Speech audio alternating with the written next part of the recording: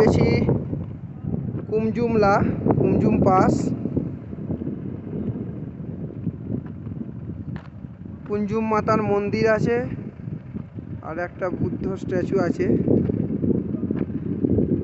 জায়গাটা খুবই সুন্দর। পিছন দিকে বরফের পাহাড়। এখানে অ্যাকচুয়ালি বরফ থাকে, কিন্তু এখন কোনো বরফ নেই। আর পিছনের পাহাড়ের কালারটা দারুণ।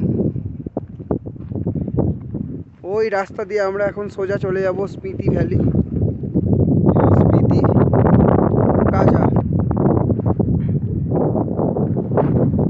দারুণ জায়গা।